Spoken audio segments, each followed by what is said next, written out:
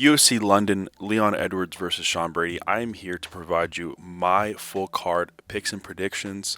It's going to be a banger fight card, honestly. It's 13 fights. Before we get started, we'll just quickly run through UFC Vegas 104, which was last week, because we ate. We just absolutely dominated, not just with the predictions, but with the bets. We'll get into the bets in the next video in a few days, because that's when I'll provide you with some new bets for this card. But just in case, let's just quickly run through what the damage we did, because we went 10-3 on the predictions and we hit all three of our underdogs. I mean, what a beautiful way to bounce back this week. These last few weeks, honestly, it's been like kind of up and down, but what a way to bounce back. I mean, immediately we go into 3-fight win streak, let's just say, right? Judas wins, Cachoeira wins, Lima wins, all of them pretty decisively. Then Musasa loses, massive underdog, massive upset. Then I had that big Russian dude, ended up getting just Kimura, which is so fire, can't even be mad. And then we went on a 1, 2, 3, 4, 5, 6, 7 fight streak, including Sam Hughes as a dog, which was a big thing for our bets, and Njekwani also by knockout TKO. I mean, at that point, I'm like, holy shit, we're 10-2. We can go 11-2 in this card. We can sweep the entire main card, but ultimately, Delice gets it done. Can't even be mad. I really thought Vittori was going to be able to get it done. Had Vittori won, we'd be up a million units, but we still managed to get a good amount of units on the card. But like I said, we'll get to that in the next video. It's 13 fights. I want to run through a lot of these quickly too. Some aren't even worth talking too much, but like I said, let's just get started on this card. Like I said, another 13 fight card. It's gonna be fire. And we'll start quickly. I mean, Guram Kutateladze versus Kawe Fernandez. Guram is a massive favorite here, minus 425. You can even check FanDuel. That's usually where I'm going to be betting most of the time. Minus 460 on FanDuel right now. Pretty nasty, pretty disgusting. He's taken some time off also. 13-4, 2-2 in the UFC. Last fight was August 2024. Prior to that, October 2023. So he takes, that was a grappling match, but July. Well over a year, because Brenner really did damage to him. But he takes a lot of time. Solid win here. Kawe Fernandez 9-2. He's 1-1 in the UFC. Picked up a pretty big win against Yaya, which Yaya's old and washed, so nothing too special. Lost a split to Diakese, who's not even in the UFC anymore. He's in the PFL, I believe. Honestly, I just think that this is going to be a fun starter fight. I think Guram's probably going to put the paws on him, though. I think he's athletically better. He has more power. He's just a little shiftier. I think that although both have the power, I think Fernandez definitely has the power, clearly. I just don't think that he's going to be able to withstand all the power coming his way also, especially with the combinations that Guram is probably going to land on him. Guram, obviously, better camp, I believe. He just trains with better people. I think he gets it done, and I think we start off this card off an absolute banger knockout TKO. So, give me Guram Kutateladze. I said that very wrong, by knockout or TKO. Now, next fight of the night, Nathan Fletcher versus Caolán Loughran. Now, Fletcher is a slight favorite right now. 9-1, 1-0 in the UFC. Was an arm triangle choke. Pretty solid. Loughran, I believe, is 1-2. 1-2 in the UFC. Lost his debut, which, you know what, it was in France. He was talking shit a lot, so whatever. Massive win against Pacheco. That was a solid win. And then ended up losing to Hadley just because he just couldn't take Hadley down. Hadley was just throwing a lot. Hadley's not too good, not even in the UFC anymore either. But the one thing about Nathan Fletcher is that we know he wants to take this to the ground. Now, is he going to be able to take down Loughran? I don't know.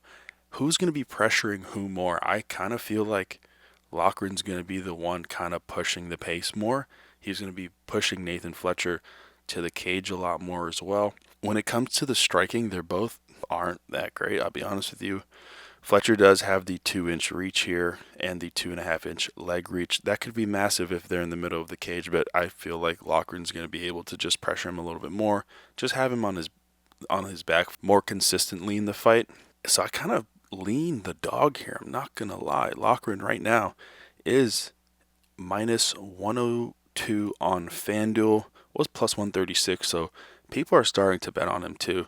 And I don't mind it. I mean, he's not anything special, but if he has you on the cage, he's going to be able to just win by points. He's going to be able to hold you there. Fletcher doesn't present the same issues in terms of the striking department that, let's say, a Jake Hadley does. I think he also feels like he needs desperately to win here. So I don't mind Loughran at this spot, especially as an underdog at all. I think it's probably going to be a boring fight. Might be 1-1 going into the third, most likely. Loughran probably wins that first one, loses that second round, and then he's like, let me just try to wrestle him to death, try to pick up a win. I don't see either of them really staying in the UFC too long, to be honest. So give me Caolán Loughran to win by decision. Now, next fight, we have Shauna Bannon versus Puja Tomar. Bannon's coming in as a minus 185 right now. Favorite. 6-1 overall. She's 1-1 in the UFC, lost to Bruna Brazil. Just couldn't stop the takedowns. Absolutely just couldn't stop the takedowns. 3 minutes and 20 seconds of control, but it felt like so much more if you were watching that fight. Bannon, they don't pretty much same amount of strikes landed, but she threw 54 more. Didn't really land too much either. Wasn't fun. And then she just picked up a massive win. Just outstruck her by 20 significant strikes. Did get taken down, but Puja Tomar, I don't think she's UFC caliber. I mean, I feel like Shauna Bannon is barely UFC caliber. Also, to be honest, she's just more of the name because of where she comes from. And, among other things, like, let's just be real, like, she does have the look, she has the charisma and everything like that as well. So that's why they're going to continue to try to push her, especially in that side of the world. Puja Tomar has one win in the UFC, a split decision win. Landed 95 strikes. I mean, when you see these numbers, though, she was just thrown at air. 36 out of 75, 28 out of 57, 31 out of 67. She's not going to be able to do that against someone like Shauna Bannon, who has the 6-inch reach and then 2-inch leg reach. Shauna Bannon is going to be popping that jab as much as possible. That 2-inch leg reach is going to be massive.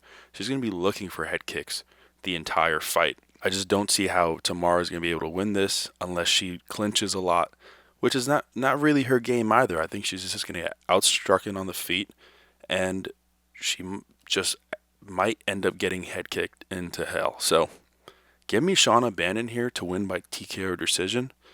This might end up being the first TKO of the night. We'll see how that first fight plays out, or even that second one. But I like Shauna Bannon in this spot. Always scary betting on a favorite with WMMA, but I like her at this spot. I don't think Puja's UFC level at all. I can't believe she even picked up that W in that first one. Clearly, you know what side I was on, which is why I'm so mad about it. But regardless, like I said, give me Shauna Bannon to win by TKO or decision. Now, next fight, we have CLD Christian Leroy Duncan versus Andrey Pulyaev. Now, 1-0 in the UFC. We'll start with him because I feel like we all know who CLD is. 9-2 overall. 1-0. It was Contender Series, unanimous decision. 98 strikes, had a takedown as well. Had 2 minutes and 43 seconds of control time. But Liam Anderson also had 1 takedown out of 5. 6 minutes of control. Now, here's the thing. CLD is not looking to wrestle you, so this is going to be a striking battle. And Andrey's going to be put to the test. I mean, they're both going to be put to the test because CLD likes to keep his hands down after that second round. He gets a little tired. He's going to be looking for some up kicks here and there, but he's just looking to strike with you as much as possible. We know his background. Now he's 3-2 in the UFC. We saw, after that first fight where he won in 2 minutes, we're like, okay, he might smoke Petrosian. Petrosian was also up for the test, was hitting him with everything, honestly. Just outstruck him, had a takedown as well. Then he picked up 2 solid wins and then lost to Gregory Rodriguez, where Gregory Rodriguez just took him down constantly. It was frustrating him. Now, is Andrey going to be able to do that to him? I don't think so, honestly. Let's check how many takedowns he got here as well. It's going to be a completely different fight, but 1 for 2. I mean, he wasn't really trying. He's probably going to be aiming for a lot more takedowns against someone like CLD, who has just slight advantages, but he is the taller fighter. It's going to be a lot harder to take someone like CLD down once he's like the taller, lankier one. I think CLD is going to be popping that jab as well. He's going to find that money shot, I think, and I think he finishes him. Now, the odds, I will say, are so gross for this fight, and it's almost concerning. It makes me want to go the other way, but I won't. Minus 650 on FanDuel was minus 590. People are parlaying the hell out of this. I would not even touch this with a 10-foot pole. Honestly, this is an insane number unless, like I said, we'll go through the bets and everything, but maybe minus 3.5 for the spread. Regardless, I still think CLD is going to be able to win this. He stuffs a few takedowns. I mean, on the feet, there's no question he's the better fighter. So as long as he's able to do that, I think he's going to be able to pick up a finish. Obviously, we know he's not going to sub anyone, at least not now. So give me CLD Christian Leroy Duncan to win by knockout or TKO. It might be the only way we can fucking bet on him. Next fight is a banger, a sleeper. Marcin Tybura versus Mick Parkin. Now, Parkin's an inch taller, 1 inch reach advantage, and then Tybura has the 3-inch leg reach advantage. Not really going to think too much about this one in terms of like any advantages here, because we know Tybura is going to want to try to take him down, and Mick Parkin's going to try to want to stand up as much as possible because that's his game. Parkin, we know he's not the crazy power puncher. He picked up a TKO win in his last fight against Bresky. What was it, a year ago? No, July. We're getting there. But, you know, Bresky sucks. He's a can. I'm glad because he finally picked up a TKO in the UFC. It was just straight decisions. But he's 4-0. If we count Contender Series, he's 5-0. He's picking up a nice little streak. And he's not fighting bad fighters. He beat Pogues. Pogues is a decent fighter. Machado is a decent fighter. Even Muhammad Usman, he's not the worst fighter ever. You know what I'm saying? So Bresky might be the worst one, so I'm glad he picked up that TKO there. Tybura, I mean, we know his history. He's a dog. 13-8 in the UFC. Don't even need to say his full record because that's a record in itself right there. 21 UFC fights. And he's just been picking up, you know, wins and losses here and there. We see the type of fighters he's losing to. Volkov, I mean, even in 2021, Volkov, that was like his, you know, that first peak. Then he beat Romanov and Inovov. Okay, cool. Lost to Tommy in a minute. Can't be mad about that. He dismantled Tai Tuivasa so quickly, and then he got dismantled by Spivak not that long after.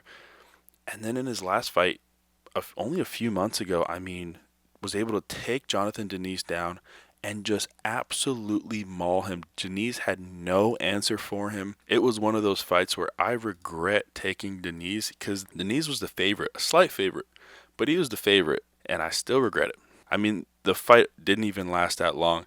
It lasted 2 rounds, and out of those 10 minutes, he had 7 minutes and 14 seconds of control. Dude, that's insane. He had 71% of that fight was Tybura just absolutely mauling him. He landed 153 strikes, total strikes. Only 35 significant, but he was just throwing, especially just having him on the ground like that. He was just swinging, doing hammer fist, doing whatever he wanted to him, to be honest. Ended up getting that TKO win. Now, he's fighting Mick Parkin, who's just a little bit of a different beast here. Only 50% takedown defense. We know he's not really looking for takedowns either. Hasn't been taken down since his first fight. But even when we look at, you know, Pogues try to land 1. Nothing crazy. Machado tried to land 1. Mick Parkin landed 3 out of 10 against Machado. He's not going to be looking to do that here. He's going to want to keep it on the feet. Usman, nothing there. And then Bresky didn't even have a chance either. So we know that he's going to want to look for the wrestling, but I still think that Parkin's going to be able to stuff those takedowns early, even in those clinch situations on the cage that Tybura is going to probably be able to put him in those situations. He's going to be able to just push out of that, get out of the cage, go into the center, and then just do what he usually does. Land little little calf kicks here and there. He's going to be wanting to pop that jab as much as possible. It's the one thing about Tybura. You can land just a straight left. You can always land a straight left to his face. And even when he's trying to take you down, he's going to go for that single. He's going to just abandon everything. His face is going to be open. Mick Parkin's probably going to be on the cage just trying to hammer fist him. This is a crazy thing to do. So I still lean Mick Parkin. I mean, like I said, 5 wins in the UFC, counting Contender Series. This is probably going to be a very massive step up for him, but I think he's willing to. He's decent enough, I think, to win this fight. Now, he's actually still an underdog on FanDuel. Technically, we can call it underdog, right? Plus 114 majority of the time, plus 106, minus 102. The odds are going to be shifting. I still think he's going to probably close as an underdog. Tybura is an underdog on DraftKings. See, these lines have been shifting so much. Usually you're supposed to go with the more experienced fighter here, but I'm going to go with Mick Parkin. I think he's going to be able to get it done, to be honest. So give me Mick Parkin to win by decision. That's 2 dogs and 5 fights. I'm scared. Next fight, Loughran Kavanagh versus Felipe dos Santos. Now, we had Loughran Kavanagh in his debut fight in a parlay, and shout out to him. Was it an impressive fight?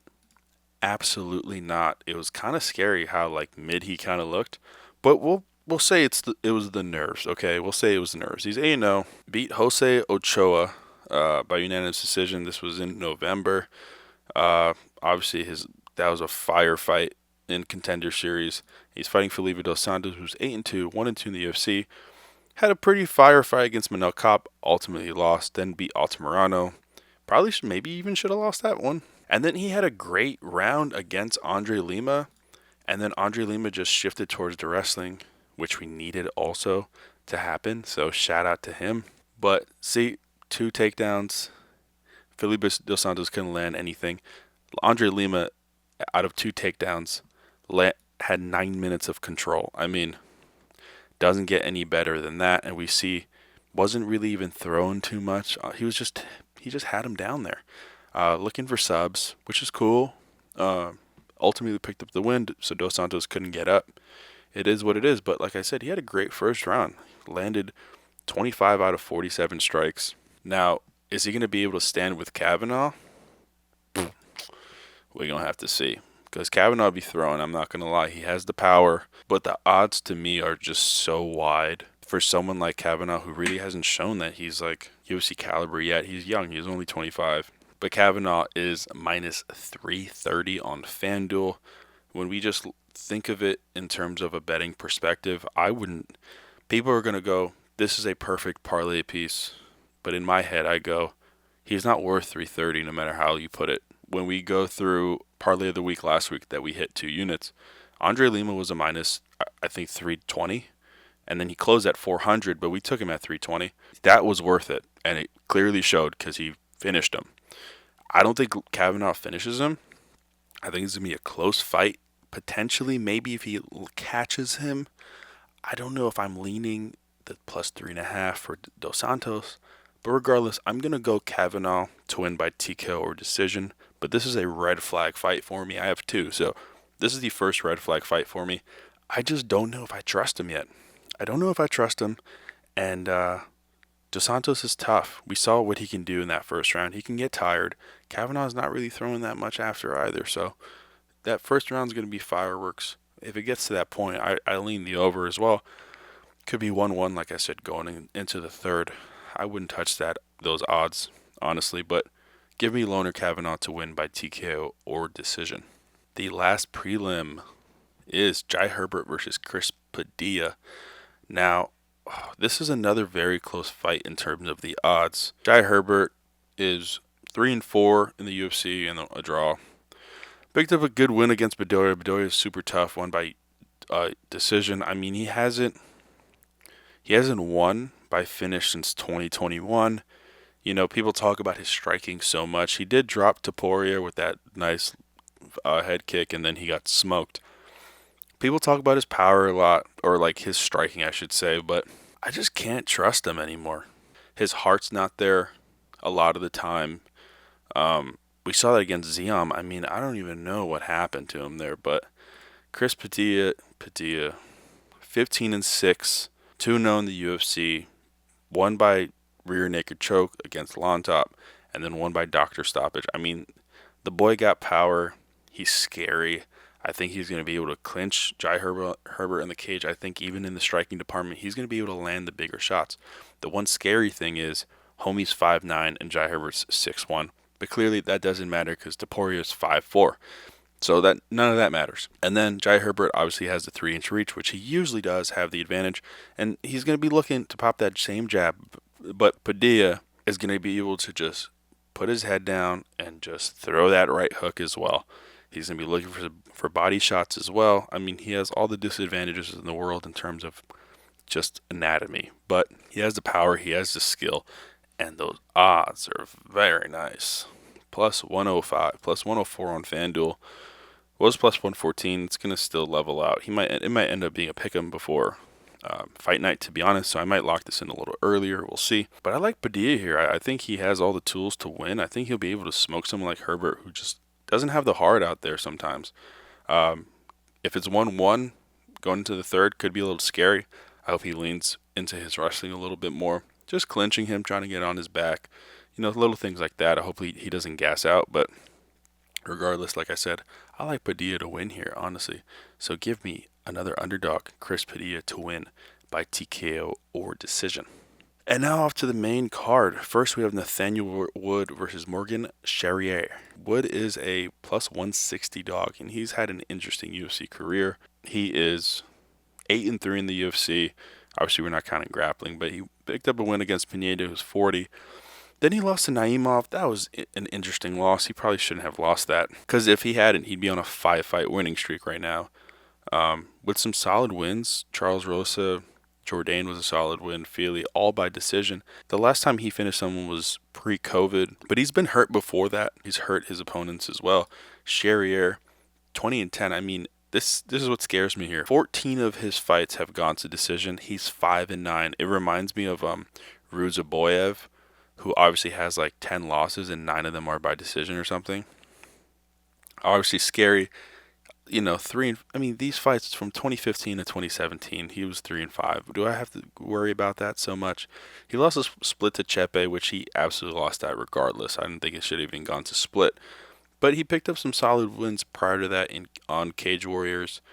2-1 in the UFC, 2 wins by knockout or TKO.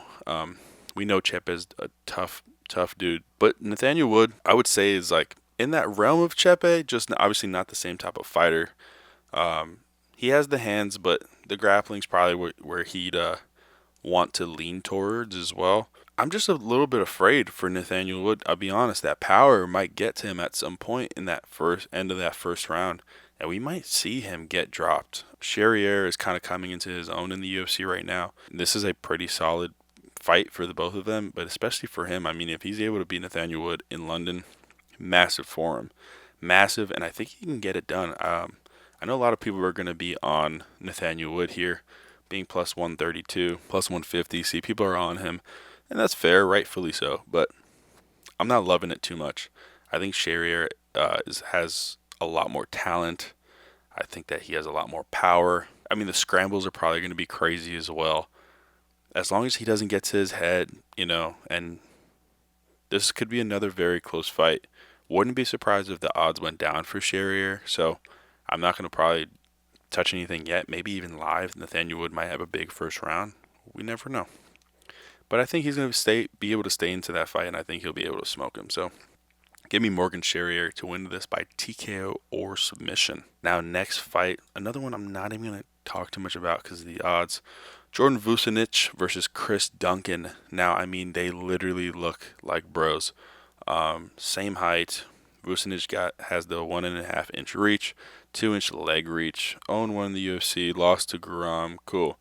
But, before that, I mean, 4 straight fights, just winning by sub. Before he lost to Paul Hughes, he had another one here. He even beat Charrière, and he had beaten Paul Hughes prior. And then Chris Duncan, 12-2, 3-1 in the UFC. I mean, guillotine, which was fire, lost by rear naked chokes to Manuel Torres, and then 2 decisions. And we always saw him as like the big power puncher, but yes, he has his fair share of decisions now in the octagon as well. I don't know how he wasn't able to finish Ashmus, because Ashmus had one arm. Oki was a very big win for him. I'm just a bit afraid in terms of the wrestling here. I think Vucenic is going to be able to take him down, and then at that point, Chris Duncan might get smoked. Obviously, like I said, there was only one fight. He was 0 for 5 in those takedowns, but Guram trains with him. He's Georgian. He was not going to get taken down. Chris Duncan has a 33% takedown defense.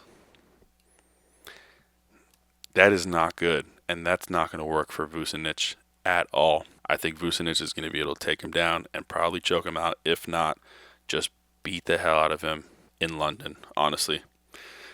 Like I said, not going to get too much into this fight. So give me Jordan Vucenic to win this by TKO or submission.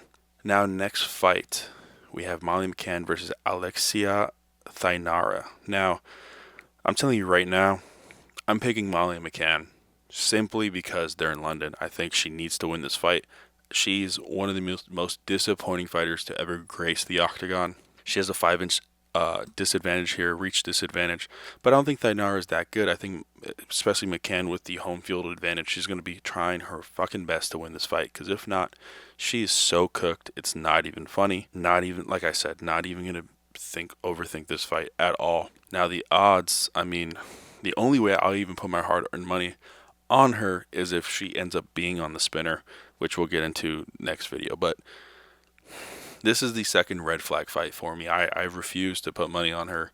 She's plus 146 on FanDuel. She should be plus 300 just because she has, I mean, she's one of the least skilled fighters I've ever seen. But because they're in London, I'm going to go with the dog here. Why not? Like I said, I don't think her opponent's anything special either. So I think she'll be able to hurt her. But like I said, I'm not looking too much into this. I'm not betting on Molly McCann. I'll tell you that right now. I'm sorry. But give me Molly McCann to win this by decision. Another underdog. Next fight, Gunnar Nelson versus Kevin Holland. Now, Kevin Holland has the 4-inch height advantage, 9-inch reach advantage. This is going to be major because we've seen Gunnar Nelson get flatlined before. He is 10-5 in the UFC. I mean, he hasn't fought in 2 years. I don't even know if this fight's going to happen, man. I'll be so honest with you. He's on a 2-fight win streak, but he hasn't fought in 2 years against Barberena. Barberena is not a good fighter. Obviously, he has just the fake power, nothing else he brings to the table. Kevin Holland actually has, some grappling as well. We saw him get choked out by De Ridder. I mean, look at all this red. It's so nasty. He's lost 4 of his last 5, but this is a massive fight for him, especially Gunnar Nelson's 36. I think Kevin Holland's going to be able to get it done here. He has 14 wins by sub. We just saw Kevin Holland get subbed, so obviously everyone's like, he's going to get subbed, but I think Kevin Holland's going to be able to find that money shot before. That 9-inch reach advantage is going to be major. If he loses this, he might be done. I'll be honest with you. Losing 5 of your last 6 in the UFC is not pretty, regardless of how many short notice fights you take. At the end of the day, if you just keep on losing, they're not going to give you fights. It is what it is. And what do we have here? Kevin Holland, plus 102 on FanDuel. Am I going to put my hard-earned money? I'd rather put my money on him than Molly McCann. And that 9-inch reach advantage is going to be major. But he just fucks around too much, so I can't put my money on him unless he's on the spinner. But I just can't. He fucks around too much.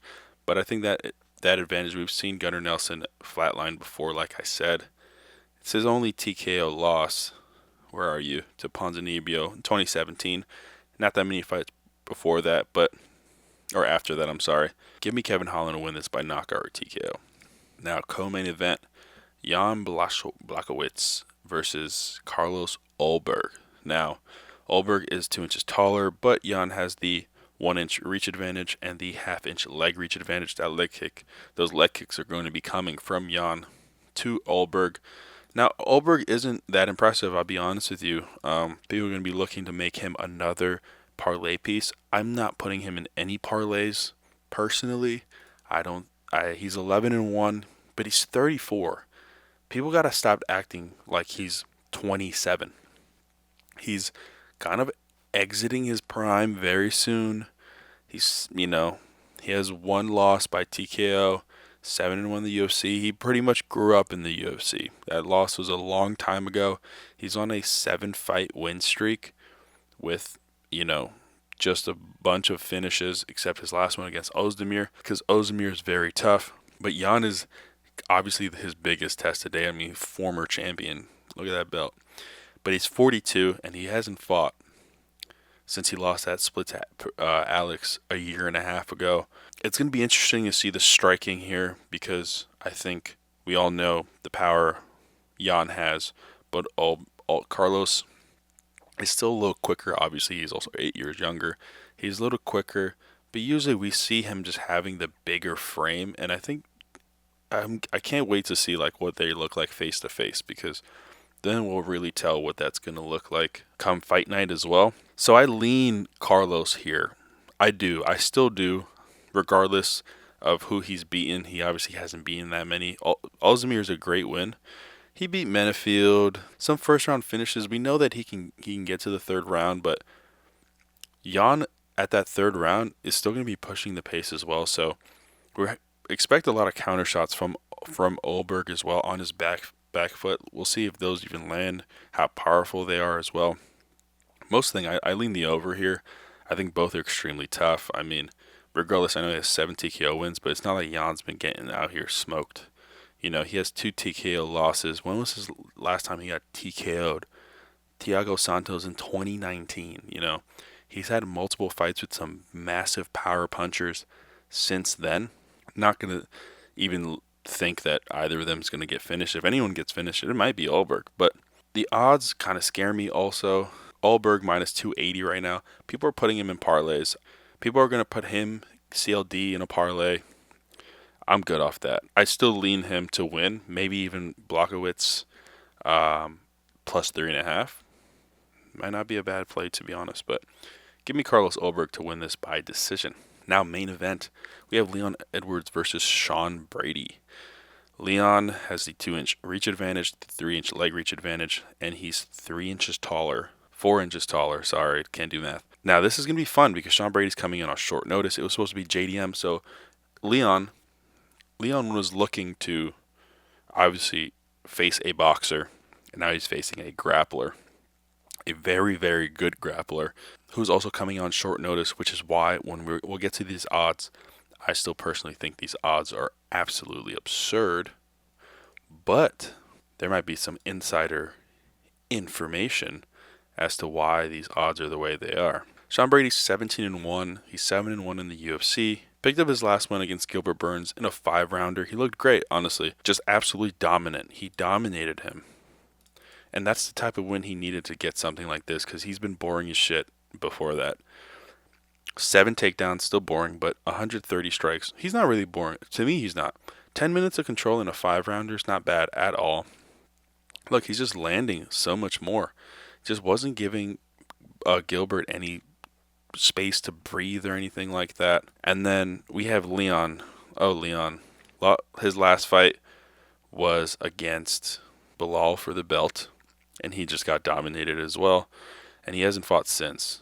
So that's a bit scary, even though that wasn't too long ago. It was July of last year. That's like 9 months. He also got dominated. Bilal, 70 strikes and 9 takedowns in a 5-rounder is also pretty nasty. But Leon only fought 50, barely 47 strikes landed. Wasn't able to just get anything off. So I think people are leaning towards Sean Brady being able to do this. But there's a difference between being a good grappler and a good wrestler. Bilal's a good wrestler. He's not a good grappler. Sean Brady's not the best wrestler, but he's a great grappler. I think Leon does better against grapplers than wrestlers, as we've seen against someone like Usman, especially that first fight and that second fight. And then we saw Bilal. Bilal was able to take him down, dominate him, just throw him on his head. If he's able to just stuff takedowns against someone like Sean Brady, if he's not going to be just... We know Sean Brady's going to be trying to take him down. He's going to be going for singles. He's going to be just trying to get on his back. Even if they're standing on the cage, he'll jump on him. He has that he's just a big frame. His back is insane. But I still feel like Leon is ready for this type of test, even on short notice. He doesn't have to worry about the wrestling too much. I think his main focus will be obviously the grappling and the striking, because Sean Brady's obviously still been throwing a little bit more than usual. But that's where Leon is going to have to counter. He's going to have to push the pace himself. He cannot be on his back foot against someone like Sean Brady. That's when it gets scary. Especially in a 5-rounder, it can get very, very scary. So I think Leon still has the cardio to do it, as long as he's not getting winded and gassed after that 3rd round. We know, obviously, this is why the odds are pretty wild, where Sean Brady's minus 164 on FanDuel and Leon is plus 128. So clearly people think that he's just going to get wrestled to death. He hasn't learned from the Bilal fight, but it's going to be a completely different fight. I think he still wins, and I think there's a chance that he actually finishes him. But for the predictions itself, I'm going to go Leon Edwards to win by decision. I think that he's going to be able to just stay off of his back foot, just lead the dance a lot more than he has before. The urgency. This is a favorable matchup for him still, I think. Obviously, JDM's the much scarier type of fighter, but might not be the better fighter, but he's the scarier fighter. So, and now we see JDM's actually going to be fighting for the belt. So clearly, the UFC respects him a little bit more than Sean Brady. So I still lean Leon Edwards, especially at these odds. I mean, how could I not, honestly? In London, how could I not? I think Leon wins this fight. I think he might be able to finish him, like I said, by TKO or something. But for the sake of the odds, I'm going to go Leon Edwards to win this by decision. And that concludes UFC London. I am so sorry that I took much longer in this than expected. There was just so many more fights. And then once I got into it, I was like, there's so much more I want to say. So, like I said, we went 10-3 in the last predictions. I'd love another 10-3 night, if not better. We have a few more underdogs in this one. Could be a little bit scary. Like I said, I think I have like 6, 3 in the prelims and 3 on the main card. It's going to be an earlier start time. And tune into the video that I'm going to be posting in a few days with the bets. We'll recap that, which was a banger weekend for the UFC for us. And then aside from that, join the Discord. Obviously, I will have some UFC exclusives, but we don't just do that. I mean, I bet on absolutely everything you can imagine. Plus my 2 moderators who focus on NBA and every other combat sport, including the UFC. So you're not just getting my UFC bets. You're getting 2 of us, which is already more than most people. Like I said, make sure you tune in for that. The links will all be there. Make sure you follow me on TikTok as well. It's Izzy's DGen Mine. It's a new one. Not my 15K account that I don't have anymore. So still trying to grow this new one. You can follow me on Instagram as well. And Twitter. Everything else is the same. Scratch out the new. I love you all. I will see you guys later this week for the bets.